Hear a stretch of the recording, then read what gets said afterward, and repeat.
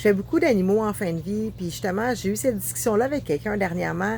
Euh, on en parlait, là, c'est quand que c'est le bon moment de les laisser partir, nos animaux? C'est quand que c'est le bon temps? Euh, en fait, pour nous, on voudrait jamais que ce soit le bon temps. Euh, de plus l'avoir près de nous physiquement, de plus pouvoir y toucher, lui le flatter, le voir vraiment, c'est quelque chose qui est vraiment difficile. C'est comme perdre un membre de la famille, perdre notre bébé.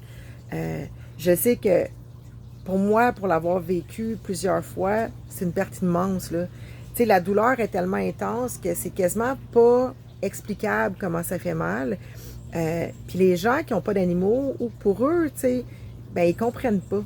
Ils comprennent pas toujours.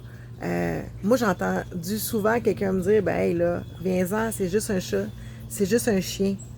Attends, là, pour moi, c'était pas juste un chien, c'était mon bébé, c'était un membre de la famille.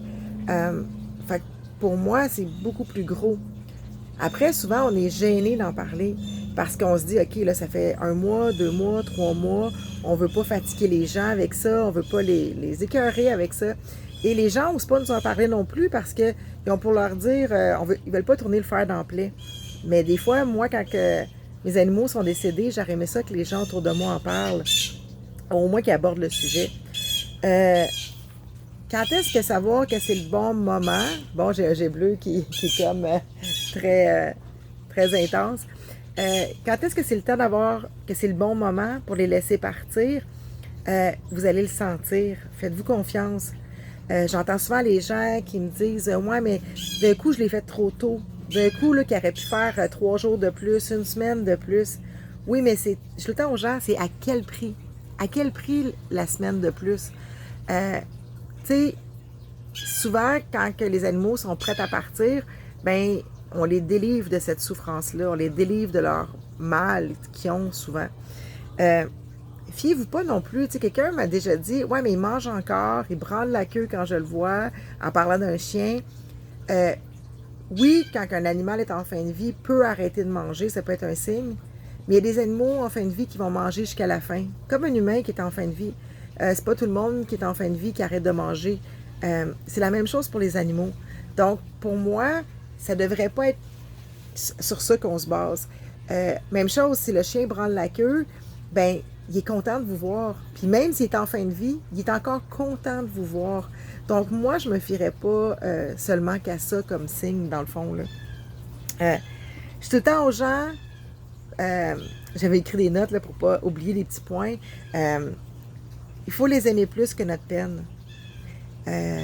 Des fois, c'est que ça nous fait tellement, tellement de la peine. Puis il y a des animaux qui vont rester, qui vont toffer parce qu'ils veulent pas nous faire de la peine. Ils veulent comme qu'on soit heureux. Puis ils savent que à quel point, qu'est-ce que ça vient nous causer leur départ. Il faut juste pas oublier que pour eux, ils meurent pas. Pour eux, c'est un changement, c'est une transformation. Ils vont être là en énergie. Ils vont rester souvent à vos côtés.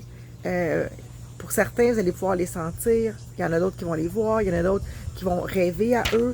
Il y en a d'autres qui vont y penser. Aussi drôle que ça puisse paraître, quand on pense à eux, c'est souvent qu'ils sont là, sont près de nous. Donc, moi, je vous dirais dans tout ça, essayez de voir qu'est-ce que votre animal veut vraiment. Qu'est-ce que lui a envie de vivre? Qu'est-ce que lui... Tu sais, vous allez le ressentir là, quand ça va être le bon moment. Donc, puis après ça, ben, gênez-vous pas d'en parler. Gênez-vous pas, mais peut-être juste trouver les bonnes personnes à qui en parler. Parce que ça fait toujours du bien, puis on veut surtout pas les oublier.